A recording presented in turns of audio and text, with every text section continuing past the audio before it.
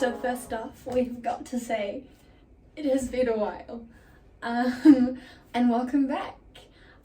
A lot of things have been going on recently. So I have finished baking school and have started a full-time internship, and recently Connor and I have moved out and we're living in our own new apartment now.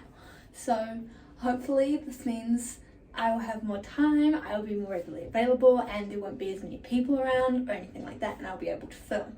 However, this new apartment building does have a construction site right next to it, so there may be some noises here and there from time to time in the background of our videos.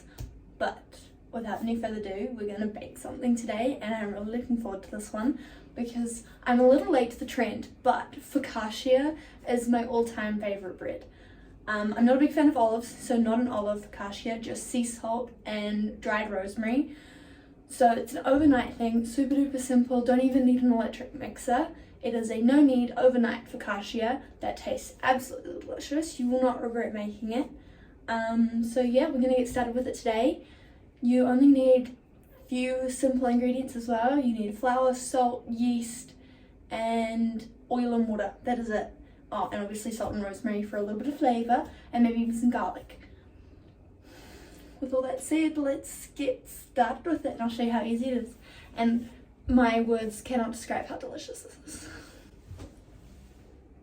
Alright, so I've got my bowl here and we're going to start making it. I do want to point out, oh, there goes the construction. There are different types of yeast. So I have instant dry active yeast, which means I can add my yeast straight into my dry ingredients. However, if you just have dry active yeast, you need to add it to warm water first to activate it. So I'm going to be using this. This was actually quite hard to find for me. I spent a good couple of months trying to find it in the supermarket. I'm very glad I found it. I'm not going to go through this very fast, so I'm going to store it either in the fridge or the freezer. And there's another type of yeast you can use, which is called wild yeast. So you either make it just from some flour and water and you feed it all the time. I do recommend doing that eventually if you're into bread because it makes quite a sour taste. I obviously don't have one of those. Also, focaccia is not the kind of bread you would use it for. The other way is you can buy wild yeast, which isn't a very strong kind of flavour, so you don't use as much. Or sorry, you use more. We aren't using as much of this. So we're going to start with 2 teaspoons of yeast. If I can get the package open.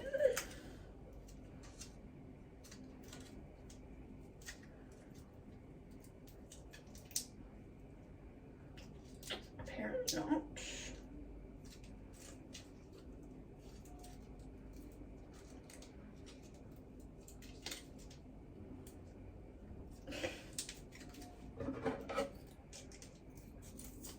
Oh, there we go.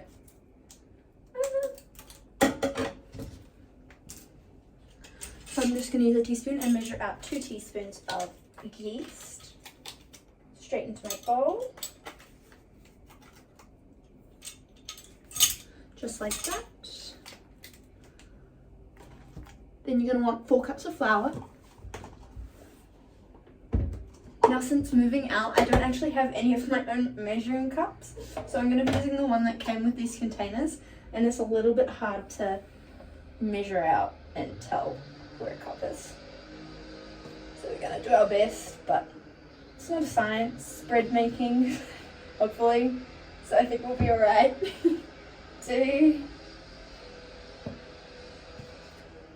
3, and last but not least is 4. Perfect. We're also going to add in some salt, but you have to be careful with decent salt. Not to the point that you cannot let them touch whatsoever, but yeast controls salt. So salt controls yeast. So if you have too much salt, it will make your yeast not rise and you won't get a nice soft fluffy bread. So we do have to be careful when we're adding the salt. You don't want too much that it overpowers it, but you want enough so that your yeast doesn't go out of control and explode. So we're going to start with 2 teaspoons, and we're going to add some more after it's cooked or after it's risen. I'm not going to be able to measure this. We're going to wing it.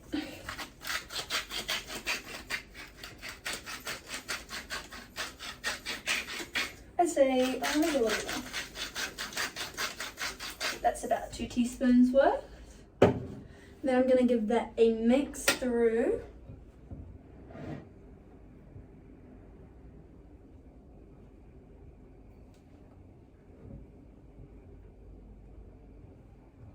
And just like that, I'm going to add my last ingredient, which is 2 cups of water, but you need it to be lukewarm water. So I just recently boiled the kettle, and I'm going to add half a cup of boiling water, then 1.5 cups of cold water. This is 1 cup. Oh, and I'm spilling it all over the bench. 1/2 cup, and then we're going to top it up with my hot water, which you can't see. Then we're going to mix that through.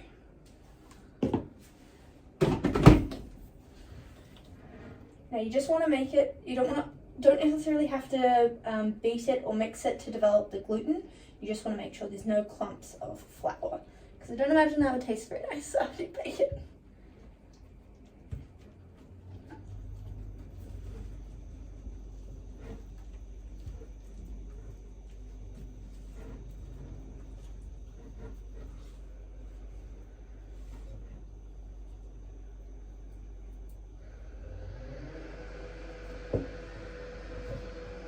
I'm just going to try and pick up this last little bit of flour with a poking in my fingers.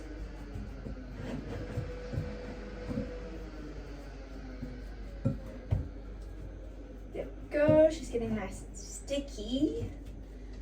And it's sticking all over my fingers. Don't worry, I clean my hands first, and it is just for me and Connor.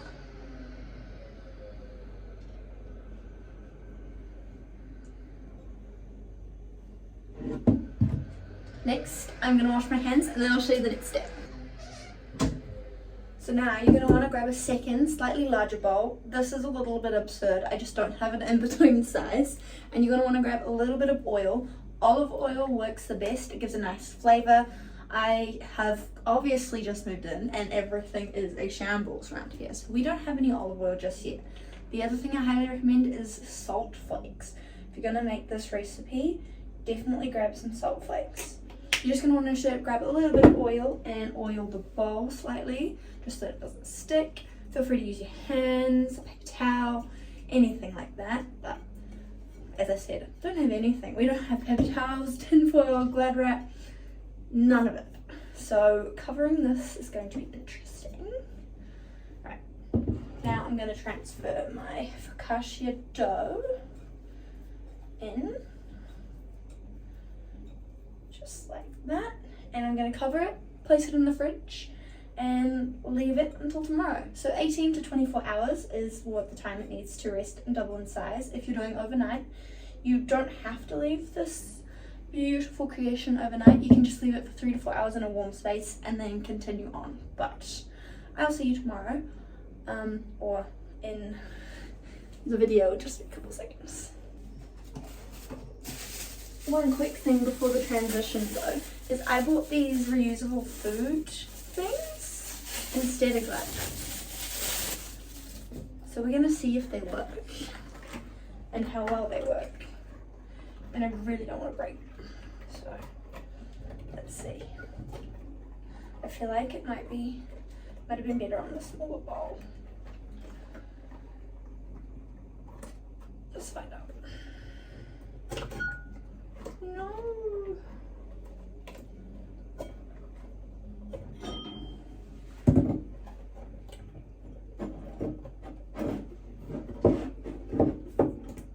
Okay, I got it to work on this, but I'm pretty sure it's supposed to cover way bigger ones.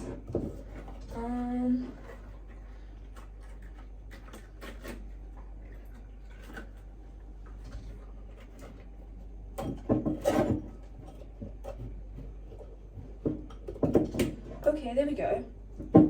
Maybe it's just because it's too oily and too wet, it won't work. But anyways, without any further ado, I'll see you tomorrow for the best part, which is the baking, testing, and a little bit of salt. Good morning and welcome back to day 2 of focaccia. Yeah, let's get it out of the fridge and see how it's doing. So I had left it for overnight, but I did it So it's probably closer to 24 hours than 18 hours, but it's somewhere in the middle.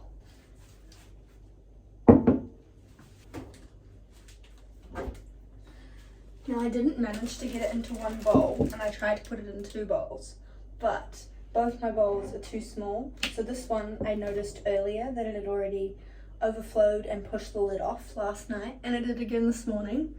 This one, it had the smaller lid on it, and the lid just came off and it exploded.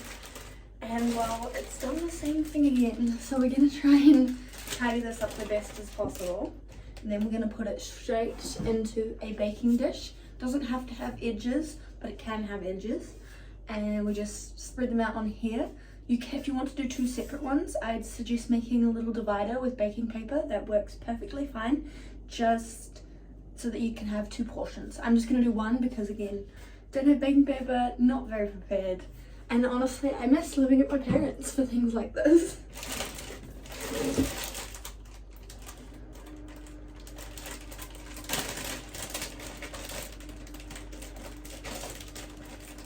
I do have to say though, this bread is looking beautiful. It's got so many air bubbles, and then you can tell that the yeast is really active, alive and working. So I think it's gonna turn out good.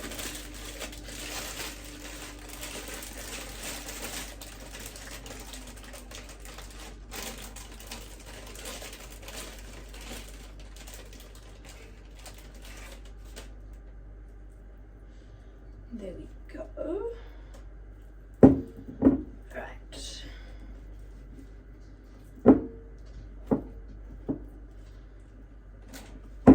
The other thing you need to do is preheat your oven. I forgot about that. I will do that now. You're going to want to preheat it to bake or fan bake if you have fan bake at about 180 or slightly less if you're doing fan bake. Sorry, 180 for fan bake, 200 for a regular bake. I don't know how well you can see, but you can see like the gluten development and the air bubbles from the yeast, and it just looks gorgeous. That's a sign of a good dough. Alright. Now let's oil this baby up.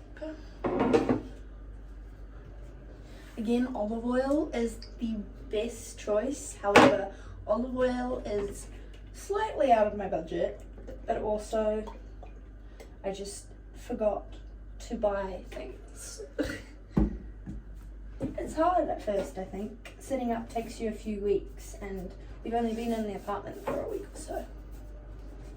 In fact, it'll be a week tomorrow.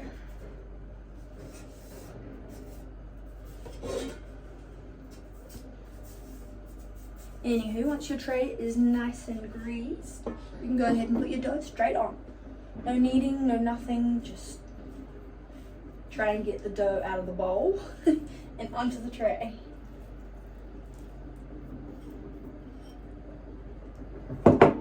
I'm gonna do both of mine and get one big focaccia.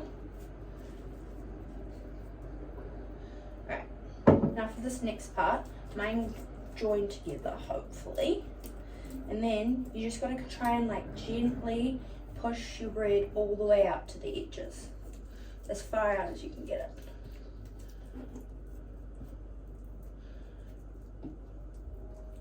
Don't worry about finger indents or anything like that just yet. You're just trying to stretch your dough. And if you realize that it's going out and then coming back too fast like this, you just give it a rest for 1 or 2 minutes and come back to it, and it'll be easier to move and stretch it again.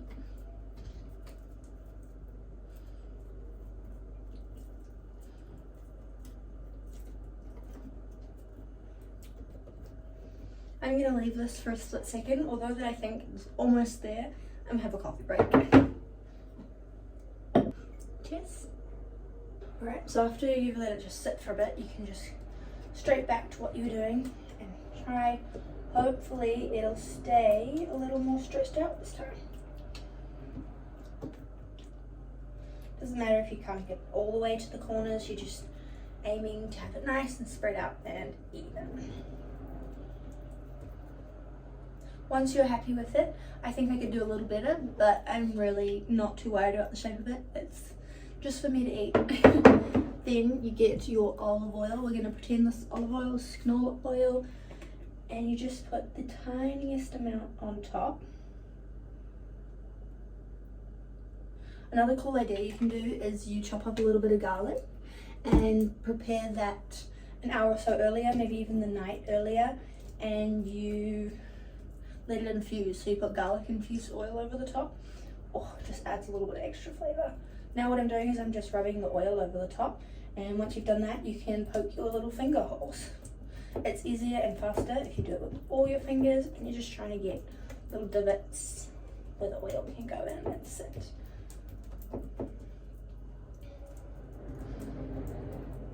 You can also just try and stretch it out a tiny bit more if you'd like when you're doing your finger poking.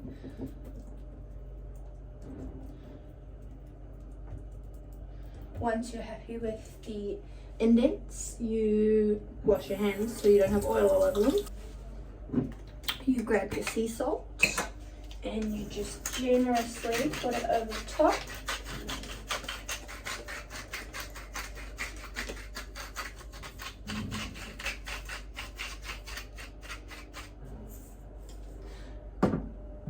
Now I highly recommend sea salt flakes. Those are what we used to use at school all the time, and oh, they are so good. And if I could find them at the supermarket, I would have them in our house, but I'm yet to find them, and I'm not saying I won't find them, but right now it's still a work in progress. Also, rosemary. You're going to put either some fresh or some dried rosemary over top. Again, I don't have that. I do have some oregano, so I'm going to put some oregano on mine.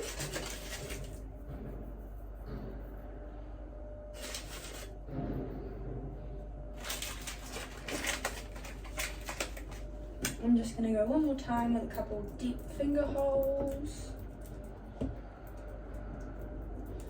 And it's ready to go in the oven. So I will see you in 25 to 30 minutes when it's cooked.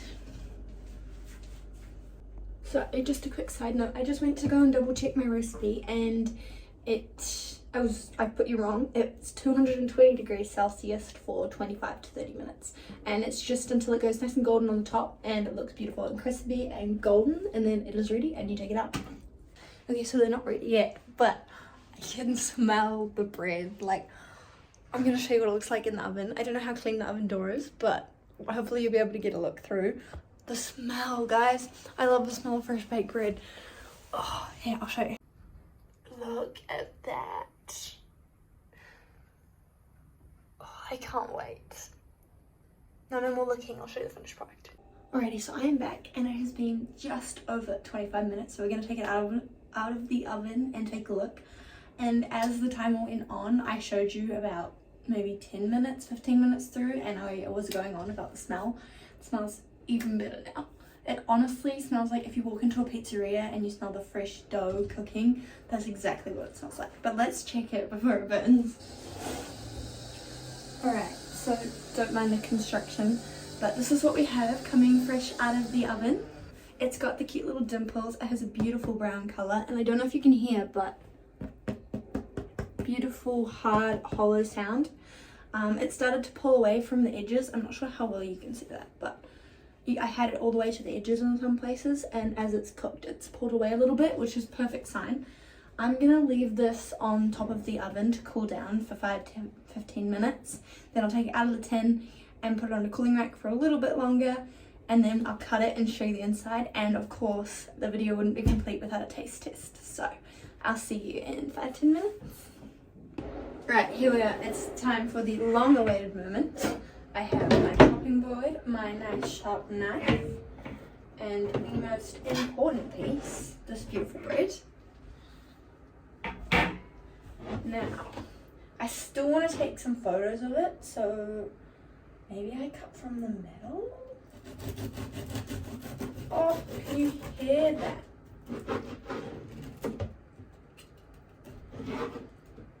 And of course, I have to show you the inside.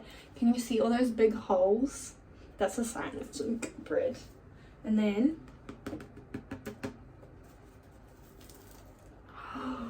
oh, right.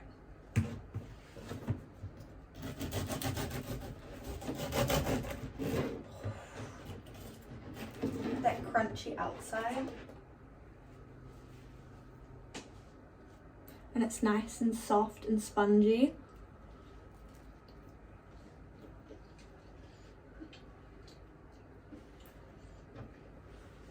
It's still warm.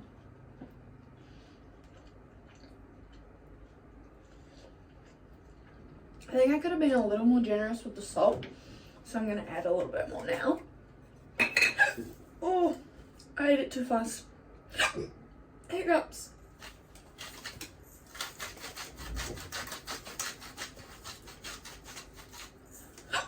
Oh, damn it.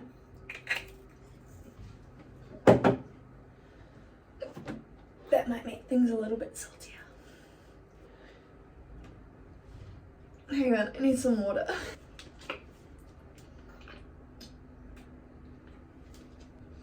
I can taste the oregano. That's really good.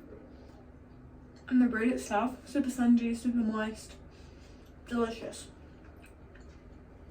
But yeah, I think the salt really let me down. I'm gonna go and get salt flakes and I'm gonna do it again, and it's gonna be even better. Also, I think that it's missing the garlic infused oil. So I'm gonna repeat how to make that again, because if you make this, I highly recommend it. So all you gotta do is half an hour to an hour before you're going to do that step with the pokey fingers and that thing, or you can even do it the night before. I probably should have done it the night before, in all honesty. So you just get a little bowl or a little container and you chop up 1 to 2 cloves of garlic, pour in a little bit of oil. When I say a little bit, I mean like maybe 3 tablespoons if you're doing this size recipe. And when I put my oil over the top, you pour that oil over the top instead. You don't necessarily have to put the garlic bits in, depending on how long it's been marinating. I do like to put a couple pieces of garlic, and when I say garlic, I mean like minced garlic. If you're too lazy to mince it yourself, just buy the store-bought stuff. It does the same thing. Might need to marinate for just a little bit longer, but fresh raw garlic is super duper strong. Only have to put that in for half an hour.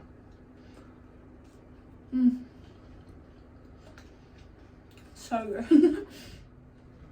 And just like that, you have super simple, overnight, no knead focaccia that you barely have to do anything to. And this is going to last me and Connor at least a couple of days. I will probably have to cut it up and put some in the freezer. But that is all I have for you today. So I hope you have enjoyed. I hope you like this video. Consider subscribing, and I look forward to seeing you all in the next video for something just as easy, just as delicious. Maybe not as easy. This is pretty much as easy as it gets. And I hope you too enjoy this focaccia recipe. So until then, I'll see you in the next video. Peace out. Living life, every day, late at night, not okay. All I want, and I pray, all I need are some better days.